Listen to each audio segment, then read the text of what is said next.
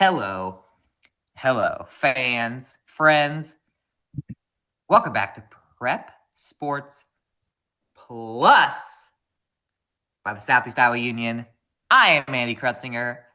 This guy right here that's dressed better than me today, I think, or at least cooler, is Hunter Moeller.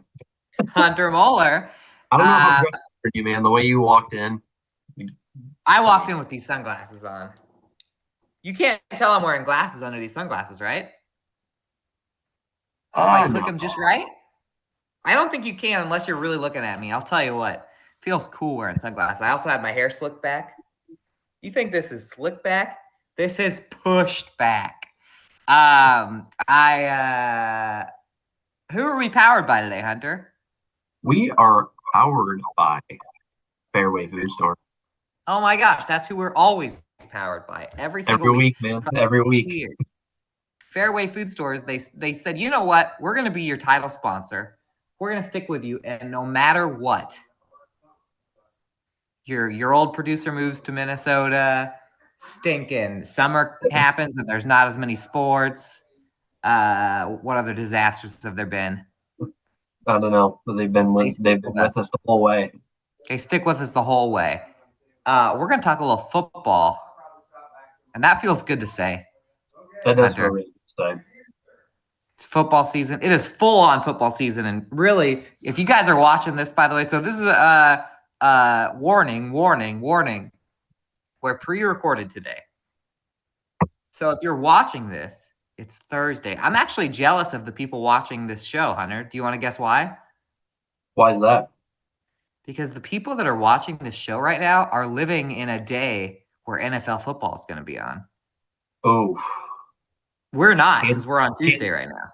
My team versus the Ravens. Let's go. Oh, that's right. Hunter,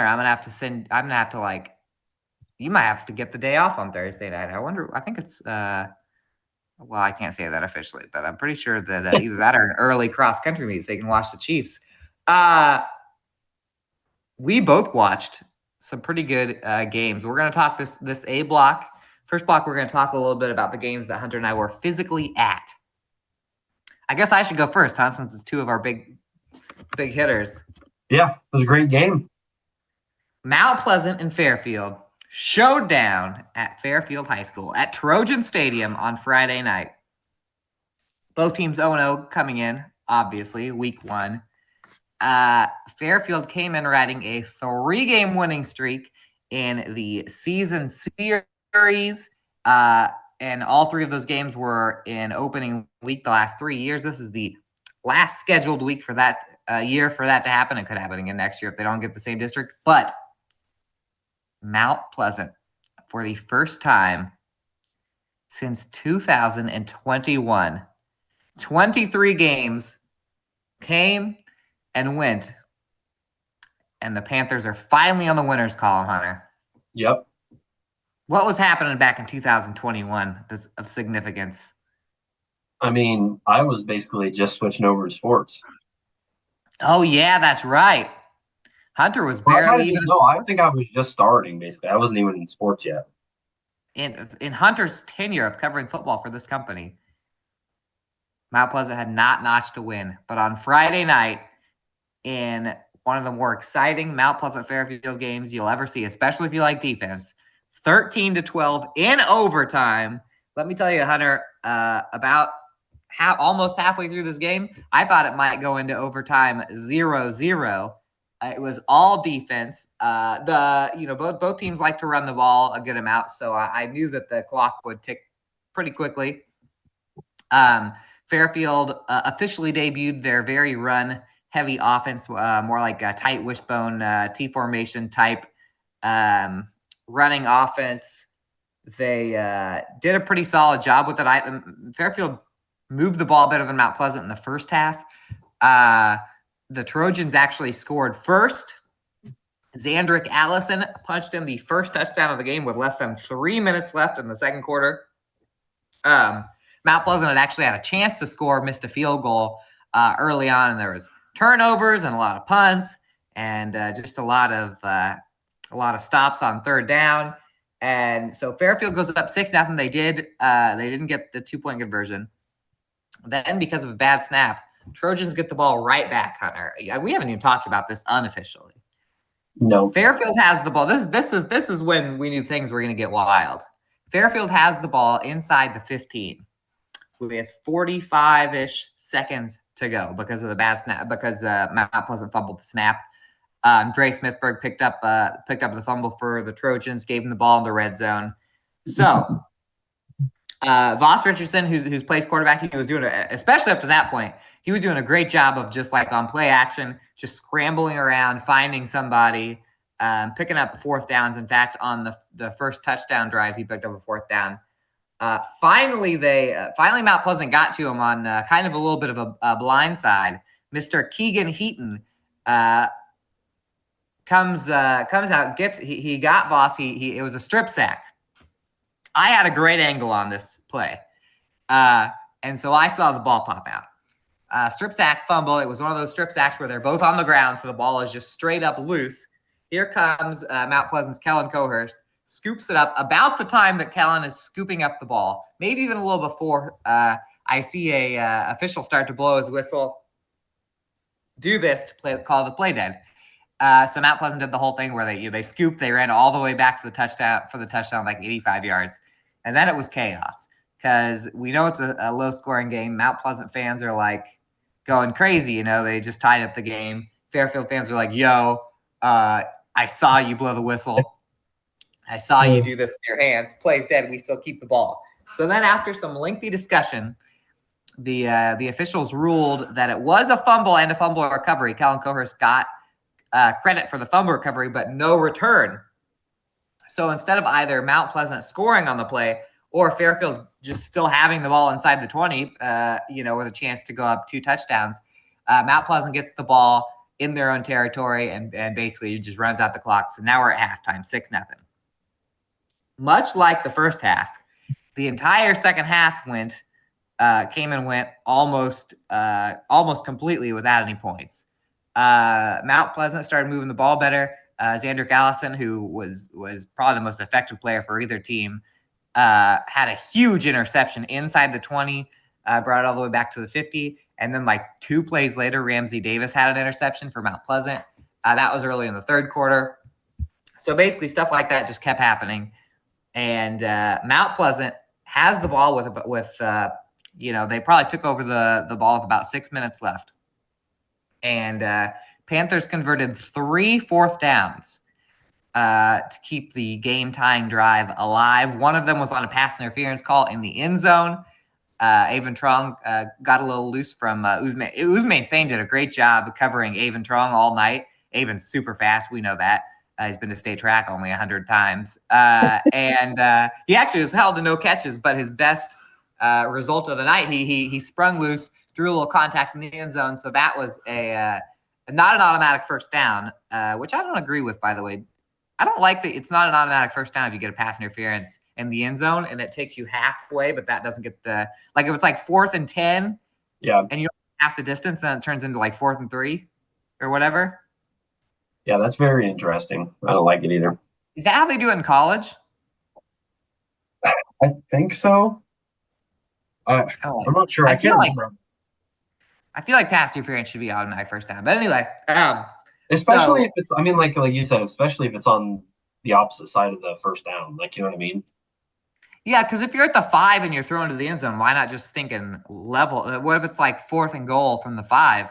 You just be leveling receivers left and right. Yeah, you might as well just hit them like before the ball even gets there. You might as well just take the pass interference. Yeah, that's right. You might as well just spear them like Goldberg. But anyway, Mount Pleasant does get the first down. Cooper Coleman converts, and then Peyton Walker scores. Extra point, totally botched. Didn't even get a kickoff. Fairfield kind of swarmed, and the snap, it was a little wet on the ground. I don't know if it was like that in Washington and Oskaloosa. But basically, so it's 6-6. Mount Pleasant got the ball right back. Ramsey Davis with his second takeaway of the day. They get the ball right back, and then Mount Pleasant actually could have won it with a field goal at the end of the game, but it went wide. So overtime comes. Fairfield scores. Xander Allison again. I think it took him 2 plays to score, so it's 12-6. Fairfield actually looked like they got the 2-point conversion. They were running the ball down the middle and through the tackles all day, and then they just run this little sweep play to Luke Consul, who could have done one of those tap dances where you kick your feet. I don't know what I'm trying to say right now, but basically he could have cartwheeled into the end zone because it was such a perfectly drawn up play, but there was a holding call. Oh. Call it back. So it's still 12-6. Didn't get the 2-point. So Mount Pleasant comes out, and Mount Pleasant's quarterback, Zach Newton, was hobbled a little bit at the end of regulation. I did not even realize that Mount Pleasant comes out in the Wildcat formation, which basically just means that Peyton Walker is now playing quarterback. And immediately they did like a classic Wildcat run, play action, and then Walker just sprints to one side. He gets 9 yards right to the goal line. At this point, you're like, oh, crud, this is like, how are they going to stop Walker 3 times in a row? Because they're just going to do that same thing. Next play, easy touchdown. Mount Pleasant ties the game. And then Dylan White, Mount Pleasant kicker, we know him from soccer. If you watched this show during soccer season, very good soccer player, playing in his first football game. He had missed 2 kicks earlier in the day, and he got the game-winning PAT after 23 losses. It was all on his foot. Booms it through, and Mount Pleasant beats Fairfield 13-12. That's a crazy game, man. First game of the season. First game of the season. I mean, you and I try to go to close games just because we want to be at the good games. And how many overtime games have you even saw in your time covering football here? Right. I have. I mean, I don't think I've seen any overtime games, to be honest. Overtime in high school football is pretty rare. Obviously, it's less rare when it's low scoring. What was that? I think it's almost like, because a lot of the time you see in high school football, it's like a lot of the times there's like a pretty large gap more often than not between some of the teams. So it's like I don't know. It's usually more lopsided than close in a lot of cases, except for I think you see that when you're in like the lower levels of like the lower classes, I should say. But when it's the higher classes, I think it's a little more competitive. I don't know how you think about that, but yeah, usually the lower class. Well, first off, we see a lot of 8-player games, and 8-player games you hit like 50. So the odds that it's going to be tied at the end of regulation are much lower. It was the closest game between the two, between Fairfield and Mount Pleasant since 2000. Well, since technically it was a 1-point game, so it was the closest game of all time. But it was the first game that was a 1-score game since 2016. And I believe I was at this game. It was in Mount Pleasant. Fairfield came back and beat Mount Pleasant 35-28. Mount Pleasant was leading by 7 going into the fourth quarter, and Fairfield came back. I need to find my old story on that to figure out exactly how that happened. That was back when Cam Bauman was the quarterback for Fairfield. Zach Beeson was the quarterback for Mount Pleasant. Actually, Zach Beeson must have been playing because of injury, because I believe that he wasn't starting until he was a junior. This is his sophomore year. But so yeah, since that game, the Fairfield Mount Pleasant rivalry, as fun as that is in a lot of sports, it had not been.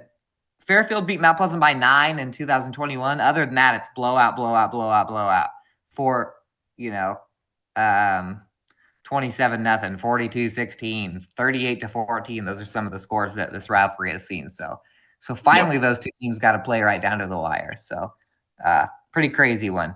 John Bolin start for Mount Pleasant, his first win since becoming Panther head coach last season. So crazy game. And you were at a pretty darn close game as well. As all this is transpiring, we knew that both of our games would be close. The Washington Demons were looking for a little revenge against Oskaloosa. How'd that all go down? Yeah, so I mean, as you mentioned, a little revenge. The Demons fell to Oskaloosa last year, 28-14. This time around, the Demons reigned supreme. 21-14, Washington wins. As you can see, pretty close game. This one was. Washington wasted no time getting on the board in this one. First kickoff the game, opening kickoff the game. Cale Williams takes it 82 yards to the house to open the scoring for Washington. It was really a defensive battle in this one. Washington held Oskaloosa scoreless through the first half. The Demons' second touchdown came in the second half when Logan McDowell connected with the J. Fred Espinoza for a 20-yard touchdown on 3rd and 9. That was midway through the second quarter. That score held up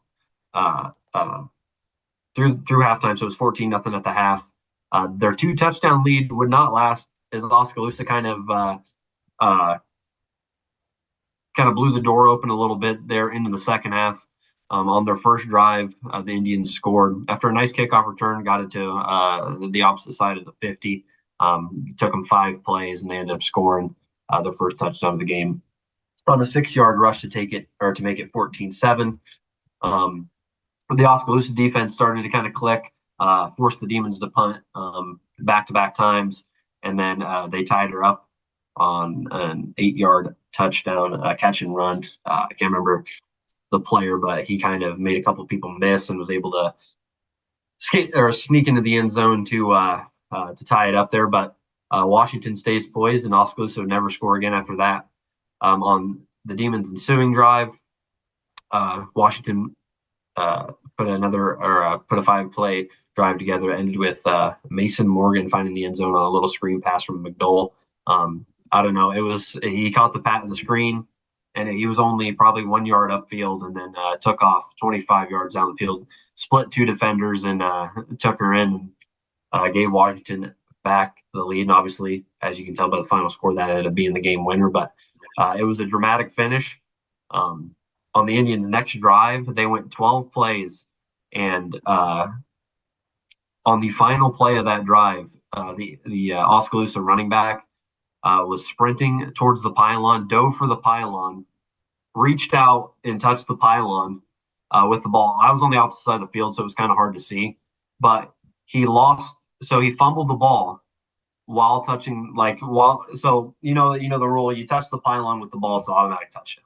Yep. So there was some discussion for about 5 minutes between the referees, maybe not 5 minutes, probably like 3 minutes between the referees, whether they called the fumble, which would be a touchback and give Washington back the ball, or to call it a touchdown and give Oskaloosa a chance to tie it up again, or take the lead with the 2-point conversion. But there's around 7 minutes left at this point in the game.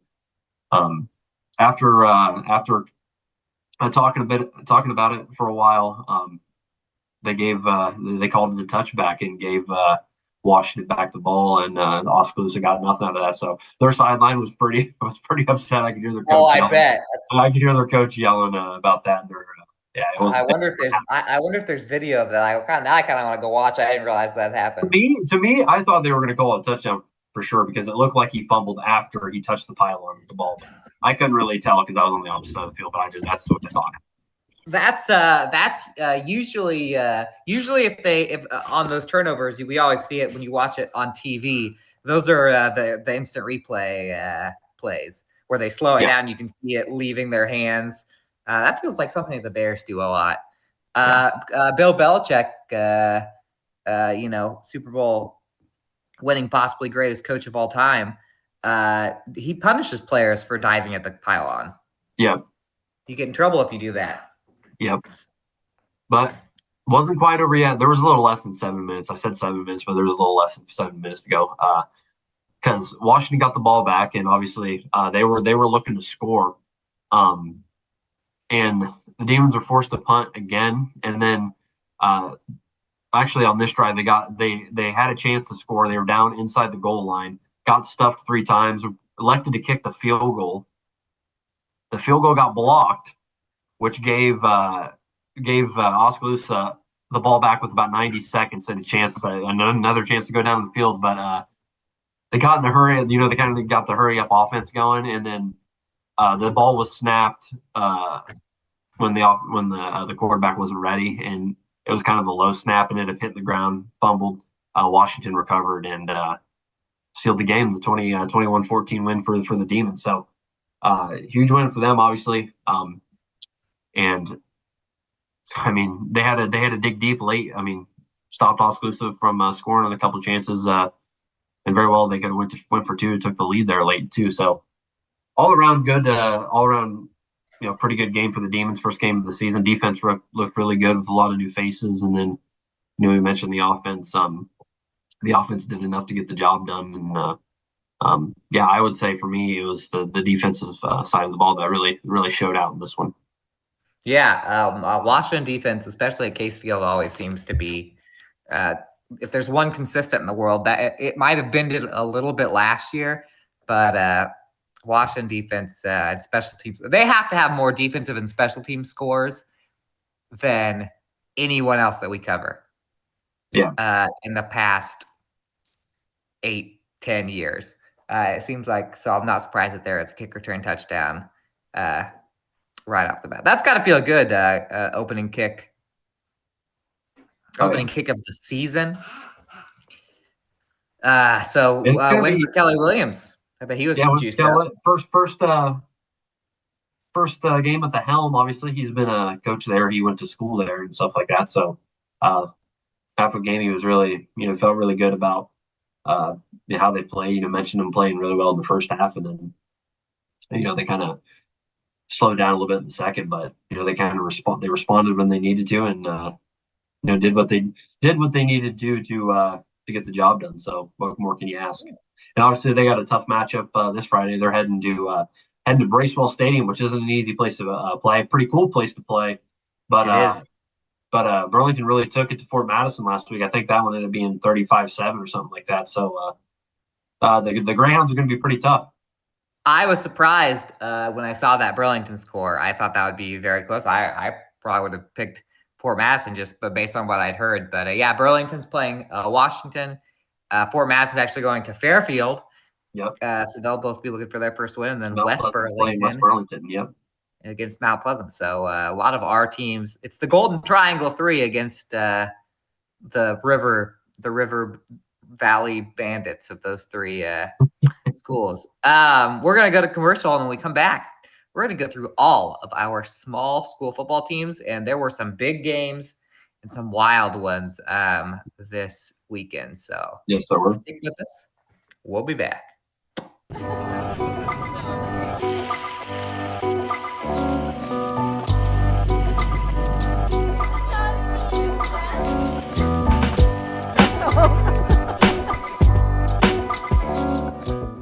At the Capper Auto Group, we put our customers' needs first and understand that everyone is as different as the vehicle they select. We offer new Ford, Chevrolet, Buick, GMC, Jeep, Chrysler, Dodge, and Ram vehicles in a friendly environment that puts you in the driver's seat. When it comes to service, we maintain factory-trained technicians and competitive pricing. The Capper Auto Group still believes that service after the sale provides the best customer experience. Come see the Capper experience for yourself. Federation Bank is a locally owned bank providing award-winning customer service.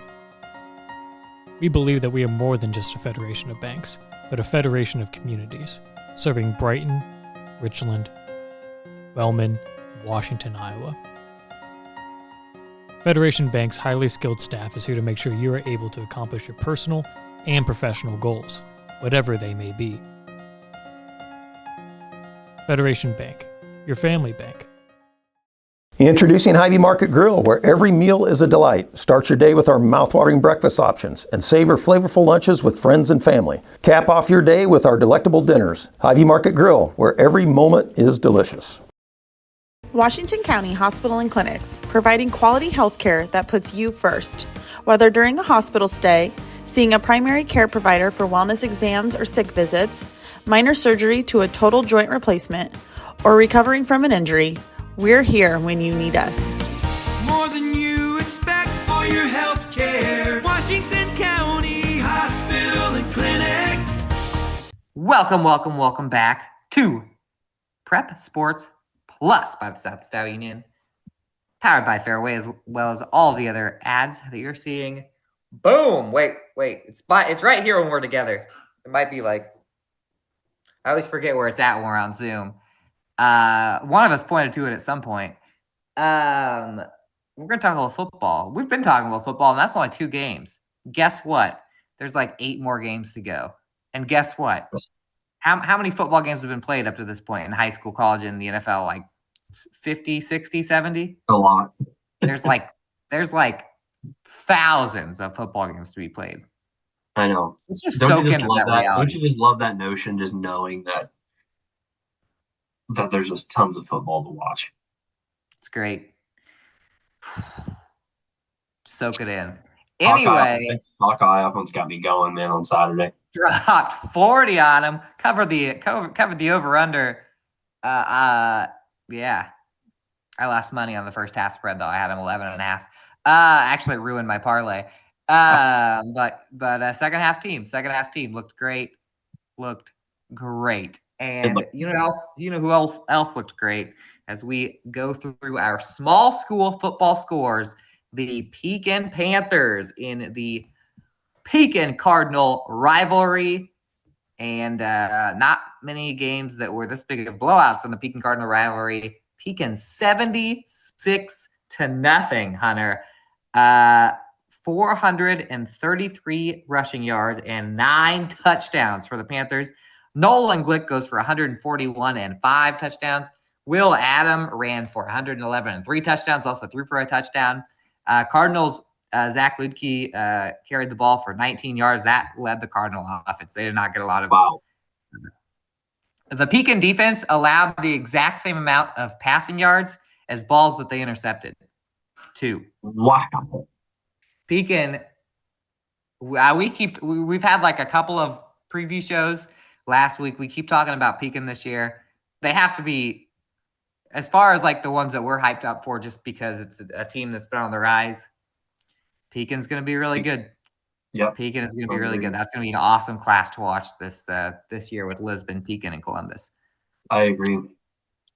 Next up on the list here, we've got Highland getting a big first week win, 26-0 over North Cedar.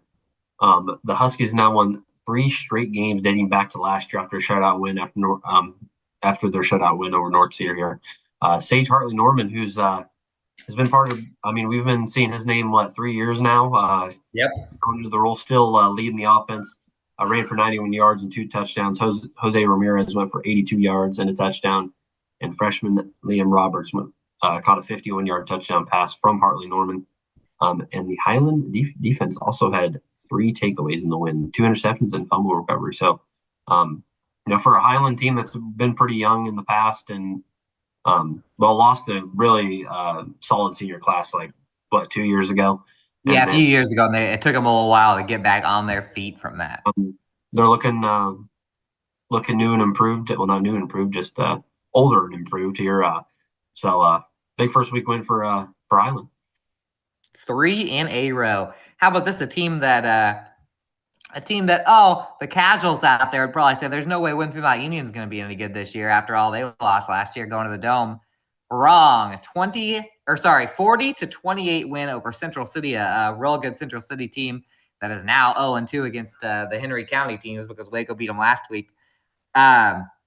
Wolves scored the first 20 of the game. I watched a little bit of the highlights of this, and I can tell you that Lane Ginkinger was running wild. He ran for 3 touchdowns on 50 yards. He caught 5 passes for 89 yards and a touchdown. On defense, he recovered a fumble. Remember that Lane was he was a Warrior last fall, got hurt and was playing hurt at the Dome, looking pretty healthy now. Jake Edwards, they let him sling it all around. He went for 177 yards and 3 touchdowns. Winfield Mount Union really opened it up. As I said, I saw a couple of highlights of that one, and they were letting Jake just sling the ball all around. So looked like Shador Sanders out there. I know that Jake's a Shador Sanders fan because I saw him he drew a watch on his sleeve one of the games last year. Maybe every game. I just saw it once. But Winfield Mount Union 1-0. We'll see how tough they can be this year. Yeah. A team that's in that same district that I saw last week, headed up to Valley Stadium for the second straight year. Number 9 Waco, number 9 and 8 player. Waco 66 46 over Coon Rapids. Bayard. That game was played on Saturday. Talked about this with you last week. We've known the Warriors to be a running team, but by far the ridiculous stat, and this one goes to Waco quarterback Clayton Miller, threw for 339 yards, and 7 touchdowns. Not too often do you see an 8-player quarterback throwing for over 300 yards, so that's pretty wild. Isaac Rich had 6 catches for 134 yards and 5 touchdowns, and Loudon ran for 95 yards and 2 touchdowns as the Warriors improved to 2-0 now. Looking real solid, real solid. Waco is. Last week it was a little bit of passing. Central City was kind of loading the box, forcing them to pass. And this one, it looks like they got the run game going a little bit more with Housing Gate running for 91 yards and 2 scores, and then obviously more improvement in the passing game. That's just ridiculous. 339 yards and 7 touchdowns there for Miller. So Waco looking real good. Yeah, Isaac Rich is he's the Randy Moss meme. The Randy Moss, when he had like 4 catches for like 200 yards, 3 touchdowns. Yeah. Isaac Rich's stat line is the Randy Moss meme. New London was leading Easton Valley at halftime, 21-20. I think that's the team that's going to be improved this year. But the second half, nothing was going right for the offense. Easton Valley 40, New London 21. Gavin Mickey-Bailey went for 82 yards and a touchdown. On the ground, threw 1 too. That was to Brigham Porter. And Kale Westerbeck scores in that one too. So Tigers score thrice, but don't get it done against Easton Valley. Start the year 0-1. Yep. Next up, we've got the rest of the game.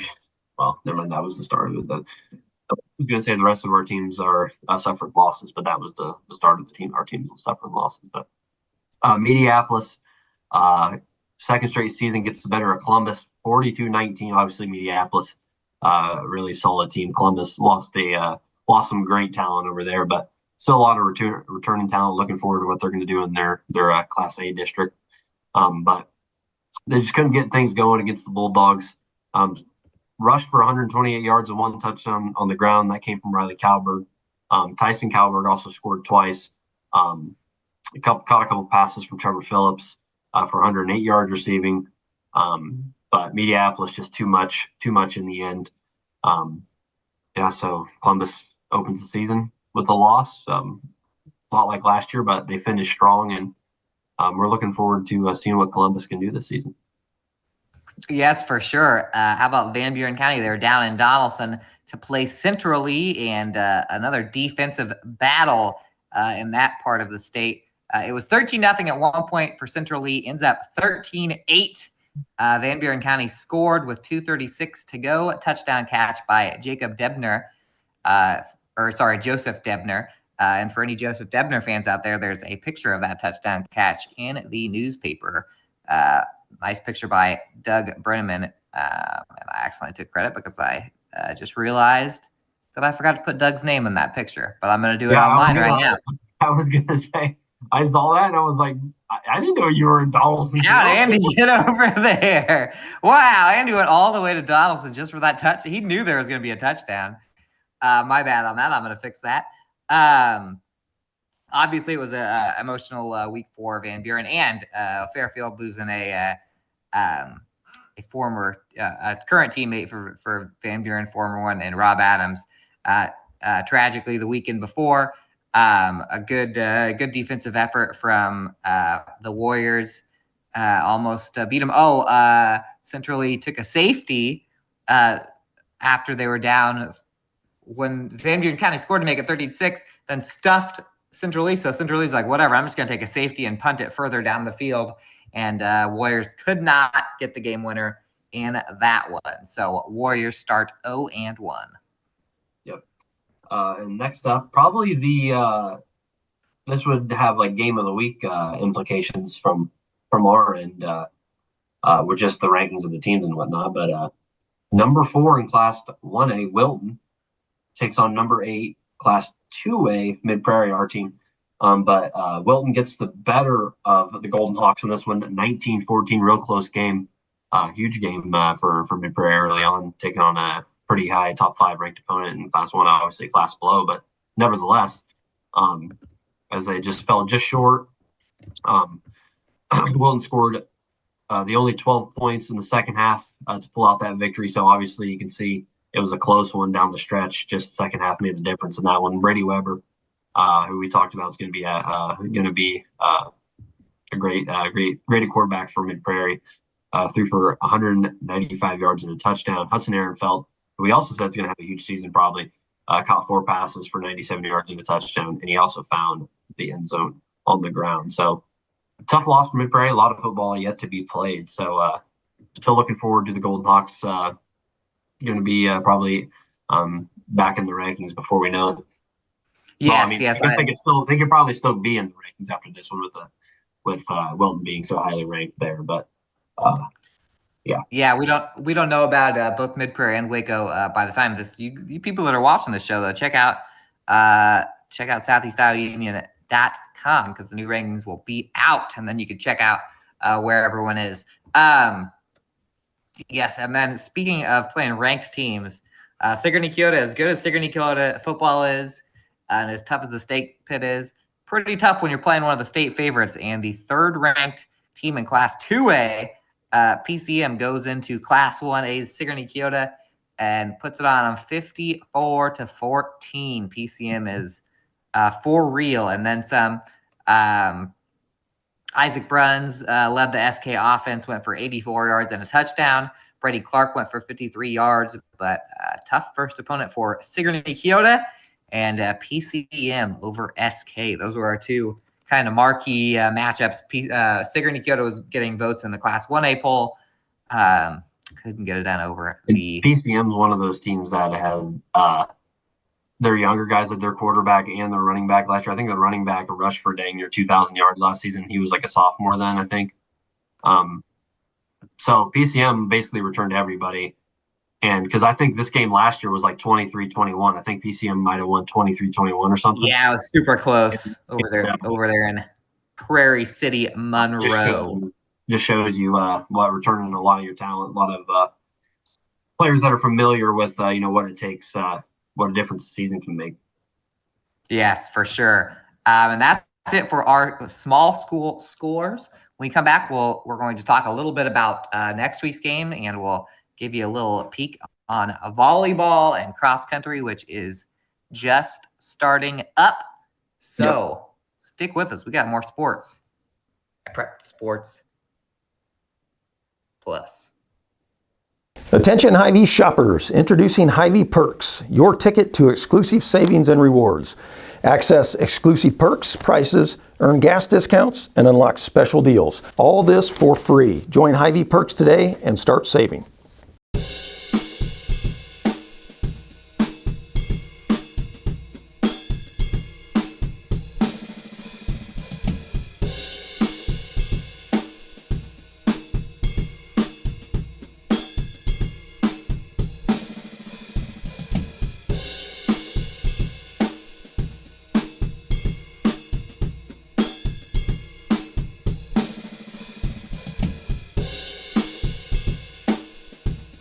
At Seafirst Credit Union, we're all about making connections, like how we connect you to that dream vacation with a savings account designed to help get you on the flight there. Connect with Seafirst today and see why together is better. I am Melissa Westfall with Homegirl Realty. Heather and Charlotte and I have worked together for many years, and we have always had a vision to have a business together. I'm Charlotte Howard, and the good news is we bring a very high level of experience. We have a combined 80 plus years of experience in this real estate marketplace. I'm Heather Merrick, and Homegirl Realty brings a lot of things to the table. We have phenomenal communication with our clients, buyers, and sellers to make sure things are going smoothly and you don't have anything to worry about. In the heart of rural Iowa, where community matters most, the connections we make are made to last. Meet KCTC, your hometown internet, phone, and TV provider. At KCTC, we're not just about technology, we're about people. Our dedicated team are your neighbors, committed to bringing you top-tier services right where you live. We believe in giving back to the community that raised us. Experience the power of a real connection with KCTC. Join us in building a stronger, more connected Southeast Iowa.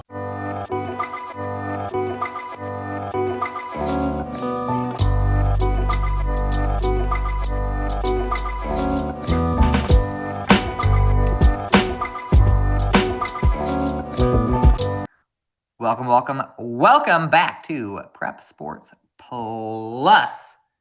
Here on Southeast Iowa Live, we're powered by Fairway Food Stores. Everyone, do you want even more of a primer of what's going to happen this week in high school football, which if you're watching this on Thursday is just one day away? How about you tune in at noon Friday for our new show, Hunter, Southeast Iowa Union opening drive, where our man Peter in the booth has some graphics that will blow your mind, especially if you used to watch on this show.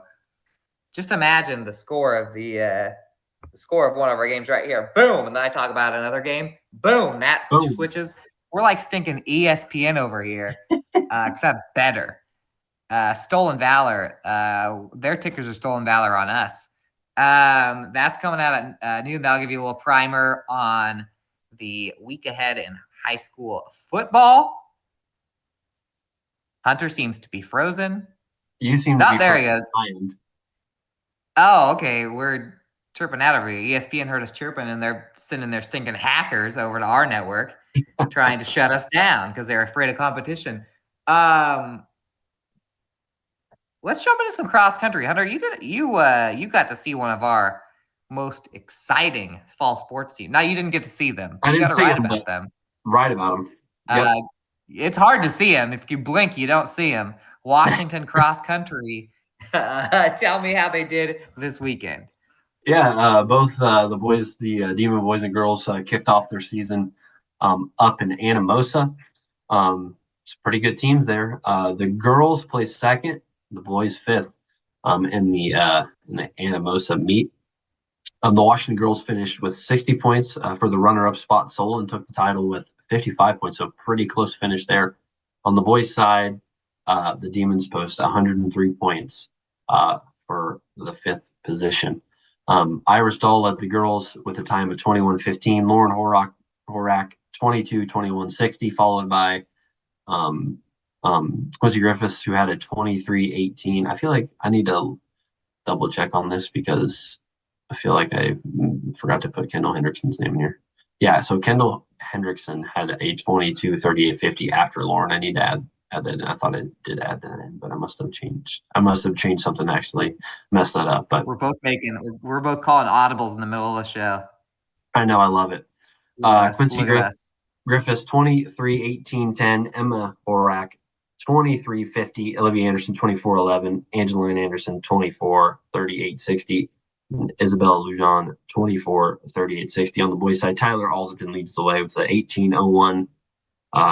To Andrew Reese 18:44:40, Ethan Hotchkiss 19:47:60, Parker Stantz 20:50, Jay Sanders 20:49:80, Teague Miller 20:54, Fletcher Brown 21:54:50, and Ivan Rangel 21:57:90. So first meet of the season, obviously the Washington girls right there, the top of the list, and then the boys fifth, still a pretty good position. Looking at the competition in this one, so looking for big things from the Demons, and I know they are as well. So, oh yes, cross country season is really heating up, and I was actually going to say, if you're watching this on Thursday, which you probably are, a lot of these teams will be in Ottumwa tonight. No Washington in that. But in Ottumwa tonight, Cardinal, Keota, New London, Pekin, Van Buren County, Fairfield, all at the, I believe that's Pekin's home meet. Technically, that starts at 5 o'clock. So get your work done and get over there at Willow Park in Ottumwa tonight, Thursday, September 5th. And there's also a lot of volleyball tonight. Waco has a quad with Fairfield, Cardinal, and New London, a 4-team Southeast Iowa Union quad. And guess what? We got to see a little bit of volleyball the other day. I got to see the Mount Pleasant Panthers in Ottumwa, triangular against Ottumwa and Davis County. Panthers fall against Ottumwa. Ottumwa's very good, by the way, this year. They looked really tough. But game two, Ottumwa actually beat like the number 4 team in the state or something to begin the season. Yes, they did. They were a really tough team for Mount Pleasant. Mount Pleasant's got a lot of talent coming back. They didn't have a lot of wins last year, but if you remember, if you're a huge sports fan, you've been watching the show, you get notifications, you read every single newspaper, every single tweet. You remember that Mount Pleasant just started to climb the ladder at the end of last year, got third in the conference tournament after getting 6th in the regular season, and they got a lot of those girls back. And after a tough first set loss against Davis County, 26-24, Mount Pleasant, 25-19 and 15-11. 7 kills for Addison Clark, 6 for Alex Scott, and Maya Star had 4, Kinley White 3. Those are a lot of junior names. A lot of the juniors for Mount Pleasant are rising in the volleyball ranks right now. So they get a win. Fun fact in that one, Ottumwa's student section. So Ottumwa had a big student section there, and then Davis County traveled well to this. They had a big student section as well. We're only kind of a speckle of Mount Pleasant kids, but the Ottumwa student section was waiting for the third game of the night, and they just got bored, so they started to be Mount Pleasant student section, which is really funny. And they just stood up with in the third set and just sort of going crazy for Mount Pleasant. The Panthers also actually beat Fairfield on Saturday at the Grinnell tournament. Another close one, a 3-set game. Panthers won 23-21 in set 1. Fairfield got it back 21-14 in set 2. And in set 3, 15-8 Mount Pleasant. So when they play in conference play this year, might be another battle. Maybe just whenever Fairfield and Mount Pleasant go at it this year, it's going to go right down to the stinking wire. You got to see Fairfield with your own eyes on Thursday night, and I know Waco was there too. I know they had Eddyville-Blakesburg there, which you even on the way were like, oh, crud. You knew that Eddyville-Blakesburg is super, super good. How'd that go? Yeah, so Fairfield hosting a triangular, as you mentioned, Waco, Eddyville-Blakesburg there. Obviously, Eddyville-Blakesburg, state tournament team last year, ranked number 2 to begin the season, and they showed why. The Rockets showed why were given the number 2 ranking. Fairfield picked up 1 victory on the night over Waco, 2-0 win. It was a pretty tight game through the middle of the contest, and then Fairfield kind of pulled away late, 25-16 in that first set. Ended up winning the second one, 25-12. And as I mentioned, they both had trouble against the number 2 Rockets. Eddyville-Blakesburg won both matches by sweep. Waco gave Eddyville EBF a nice run early on, but once they kind of got in that groove, obviously this was Eddyville and Fairfield's both first matches of the season, just matches that went into their record. Waco obviously played the Waco tournament. I was at that as well. So Warriors gave them a nice run early on, as I mentioned, but once the Rockets found their groove, it was pretty much over from then on out. Ended up winning that first set 25-10, and then closed, got even better as the night went on in each of those sets. Ended up taking the second set over Waco 25-5. When the Trojans matched up with the Rockets, EBF rattled off a 25-13 win in that first match, and then followed with another sweep. Second set victory was 25-12. So, some good volleyball being played, but number 2 team reigned supreme by the end of the night. But as I mentioned, Fairfield picked up that one win, and Waco's now 1-4. Fairfield 1-1, and EBF starts the season 2-0. So, Waco against our Southeast Super Conference teams, it's going to be some great games in there for sure. Obviously, Fairfield and EBF both bigger classes than Waco, but it's good to go against good competition. Even that's probably why Fairfield wants to see EBF. Obviously, you want to go against the best to see what you're made of. And I mean, despite kind of the lopsided victories, I mean, it's got to make you better, at the end of the day. Yeah, the Super North, Southeast Iowa Super Conference North Division. I don't know what to make of it right now. I got to see Hillcrest. That's going to be one of the favorites. I got to see them at the Kyoto tournament. I saw Lone Tree and Highland.